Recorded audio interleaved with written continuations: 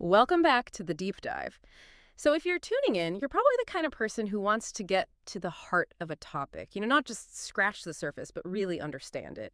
And if you happen to be an advanced English learner, you almost certainly know this feeling, this frustration. You've put in the hours, the grammar is down pat, your vocabulary is huge, technically everything should be perfect. And yet, when you speak, you might feel like something's not quite connecting. It feels a little stiff, maybe a bit too textbook, if you know what I mean. It just lacks that natural, easy flow. You're hitting all the right notes, but the music is off. Today, we are getting into the one thing that, more than anything else, solves this exact problem. And it's not about learning more words. Not at all. It's about mastering the music of English. We're talking about the big three: intonation, stress, and rhythm. And that's really our mission for this deep dive. We're sort of pushing the textbooks aside for a moment. We're going to look at the actual sonic architecture of spoken English. The goal here is to give you a really solid handle on these three pillars, because honestly, they carry just as much meaning as the words you choose. That jump from being just competent to being truly fluent and confident, it all happens when you learn to control the tone and the rhythm of your voice. Think of this as a bit of a shortcut. We're trying to get you past the point of just being understood, where the listener's working a little too hard to follow you, and into a space where your message just lands effortlessly. When you control the music, you sound engaged, you sound expressive, and you just sound like you belong in the conversation. Okay, so let's unpack that idea a bit more. The notes versus the music. I love that analogy. Traditional learning, it's all about the notes, right? The individual words, the verb tenses. All little piece. Exactly. But what the research we looked at suggests is that you could have a fairly basic vocabulary and still sound much, much clearer than someone with a PhD level vocabulary who doesn't get the sound patterns. So why? Why is rhythm so foundational? It really all comes down to processing load.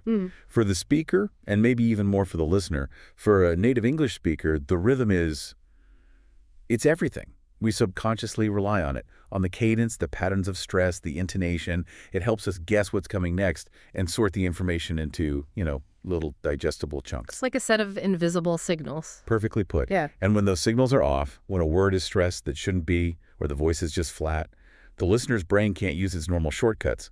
Suddenly they have to process every single syllable as if it's equally important.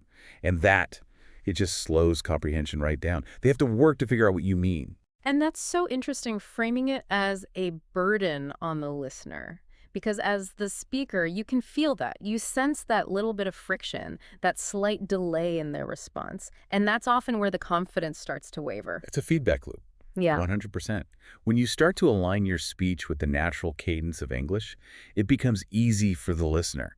And that feeling of ease bounces right back to you as confidence. You stop thinking so much about being correct and start focusing on being clear, on connecting. It's like, imagine trying to read a huge block of text with no paragraphs, no commas, no periods.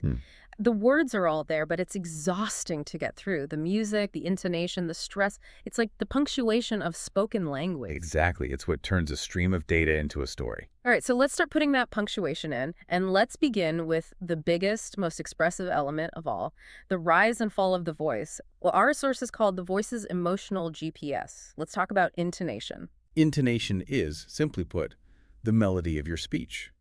It's how the pitch of your voice changes over a sentence. And it's so much more than just, voice goes up for a question, down for a statement. That's the kindergarten version. Its real job is to signal our emotional state, our attitude. And sometimes it can completely change the literal meaning of the words. So if you deliver a sentence completely flat, you're basically forcing me to guess how you feel about it. You're stripping out all the context. Am I happy? Am I being sarcastic? Am I serious? Oh. Without intonation, there's just ambiguity. And that's the enemy of clarity. Okay, this is where that one-word example from our sources is just so powerful. The word is really. It seems so simple, but you can do so much with it. So much. Okay, let's try it. So if you tell me something completely shocking and I respond like this, really, my voice goes way, way up at the end. What am I saying? That's pure, genuine surprise. The high-rising tone is basically asking, are you serious? I can't believe it. It's an open, inquisitive sound. Okay. Now, what if I take that same word, but I say it like this? Low and flat. Really? Now you don't believe me at all. That is deep doubt. Skepticism. You're implying I hear the words, but I'm not buying it. The flat tone is the sound of a raised eyebrow. Right. And then there's the other end of the spectrum.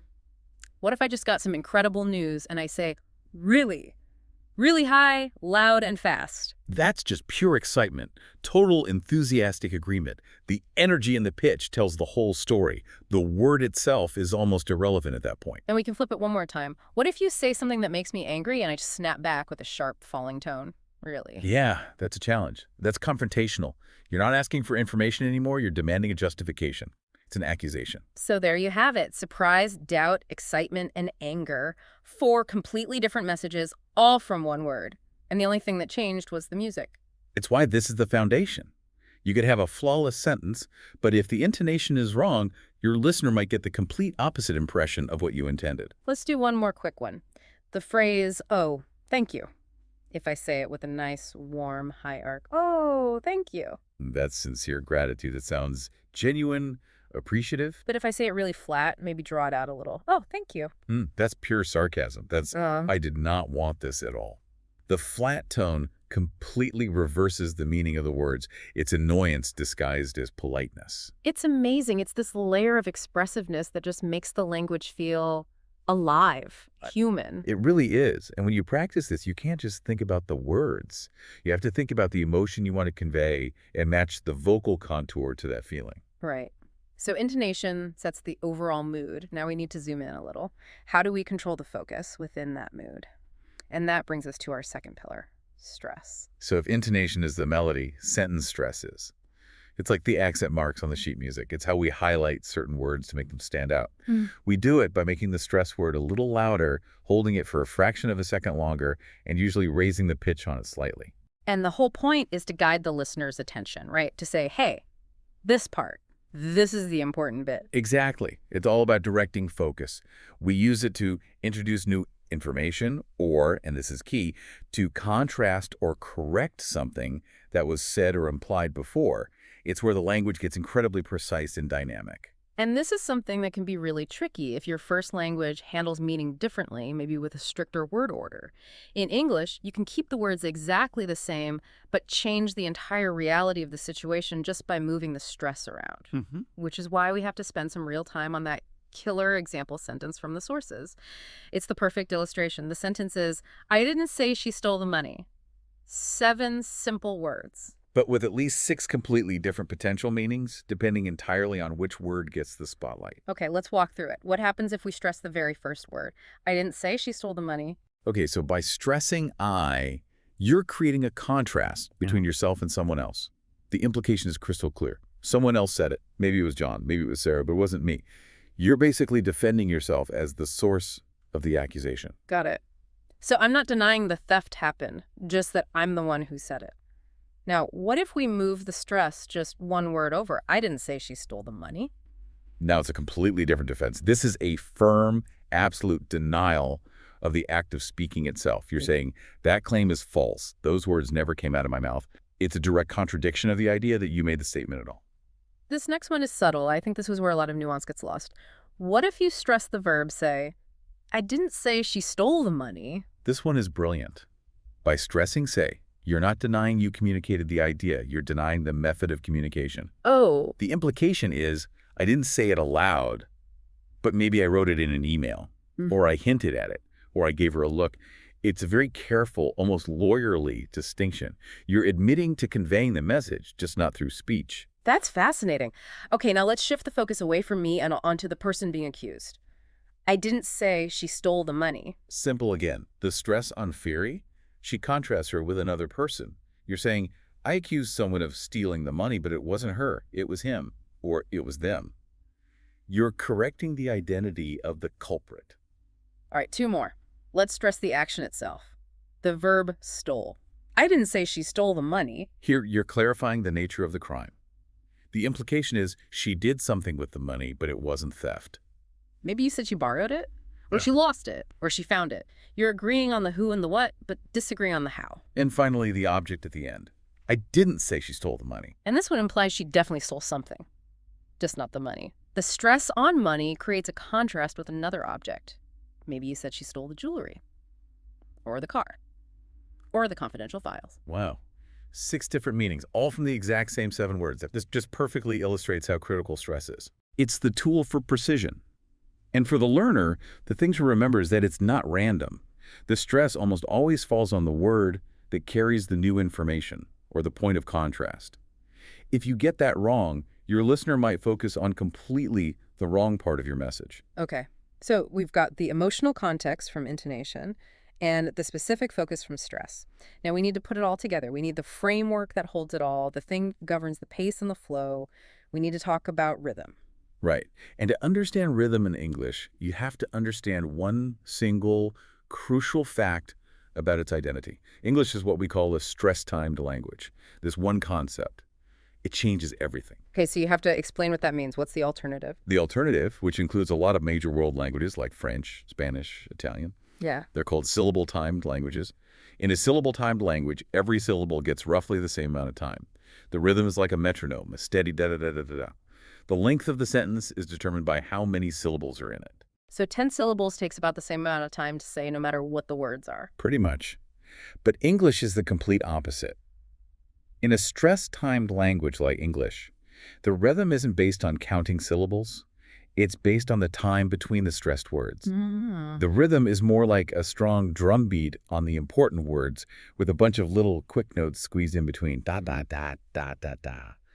The time between the big beats tends to stay relatively constant. So wait, that means that the unstressed words have to be said faster. Exactly. They have to be compressed, they get shortened, spoken more quickly, and their vowel sounds often get reduced. This is the very heart of connected speech. It's not laziness, it's a requirement of the rhythmic system. Okay, we need to be really clear about what gets stressed and what gets compressed. You're talking about content words versus function words. Right. Content words are the ones that carry the main meaning. They're your nouns, your main verbs, adjectives, adverbs. House, run, beautiful, slowly. They get the stress because they're carrying the new important information. And function words are the grammatical glue. Prepositions like to, at, for, articles like a, the, conjunctions, short pronouns. Because they're predictable and don't carry much new meaning, they're the ones that get reduced. They lose their full sound. They shrink. They shrink. The vowel sound often collapses into what we call the schwa, that little lazy sound. And this is why native speakers can sound like they're running all their words together. It's because they're grouping words into these little rhythmic units, these chunks. That's the key strategy. You don't say words one by one. You deliver them in flow units built around the stressed content words. Can you give an example of that reduction? Sure. Take the word for. Yeah. In its strong form, if you're stressing it, you say fush. This is for you, not him. But 99% of the time, it's unstressed, and it just becomes frush. It's for you. Or like, yes, I can do it versus I can do it. Precisely. And these reductions create those famous contractions. Going to becomes gonna. Want to becomes wanna. It's not slang. It's just the natural result of the stress-timed rhythm at work. If you try to give equal time to going and to, you break the rhythm. Okay, this is a huge insight for learners. If you're trying to pronounce every single function word perfectly, you're actually fighting against the natural flow of the language. You're swimming against the current.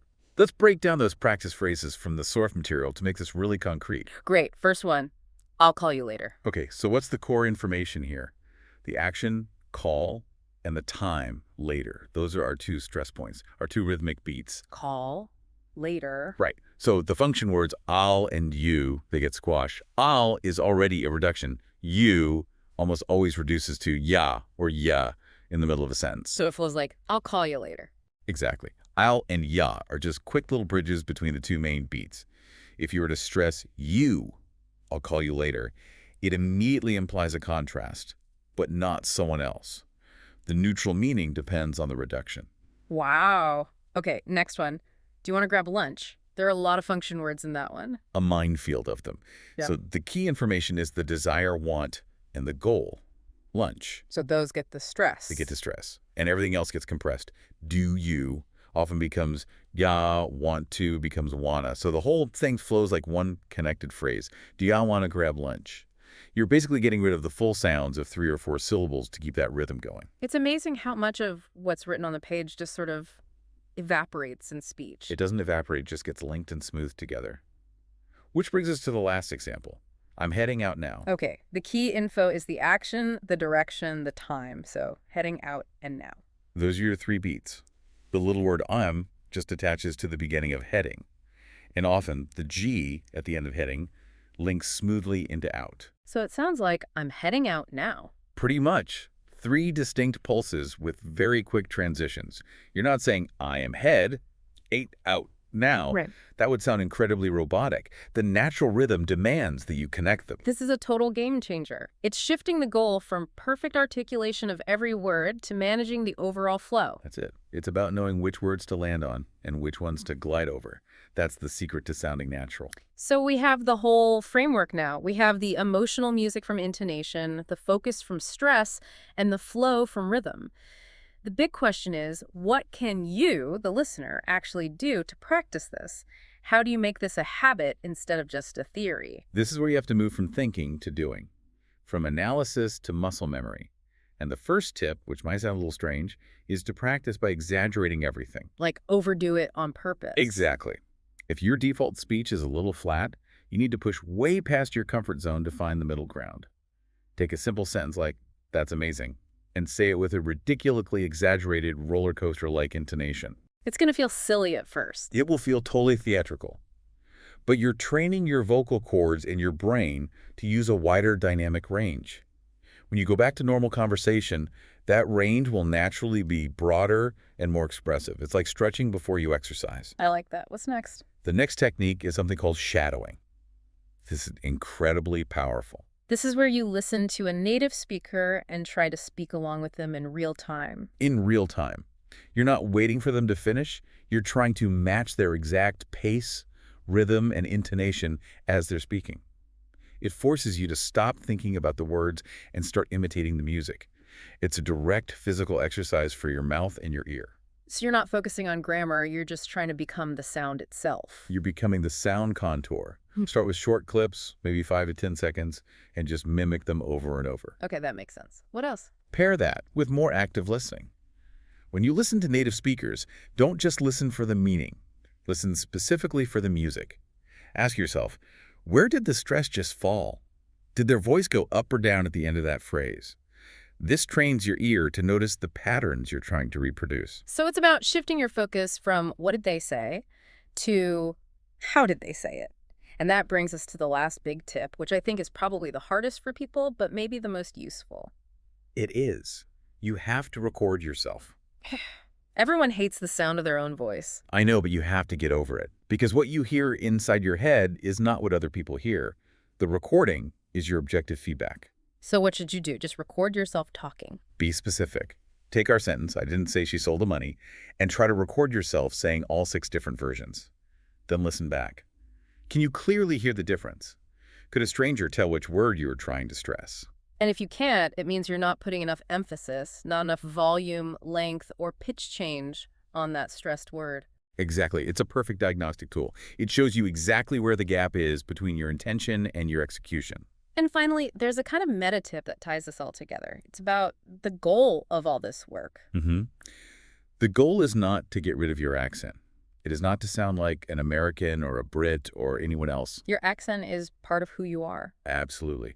The goal is to make your English, in your own unique voice, more clear, more expressive, and more easily understood. We're targeting the mechanics of clarity, not mimicry. Because when you master the tone and the rhythm, your message lands. And when your message lands consistently, that's where true confidence comes from. That's the whole ball game. Stop worrying so much about that one little grammar mistake.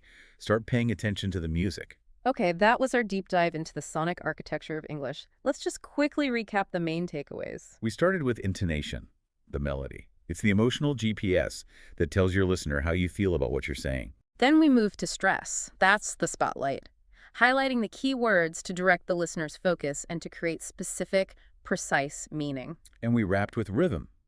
The fact that English is a stress-timed language, which is why we use connected speech and reduce those little function words to keep the flow smooth and natural.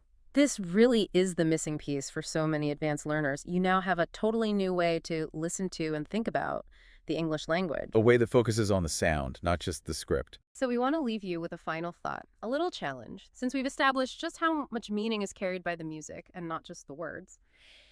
The next time you're watching a movie or listening to someone give a passionate speech, try this little experiment.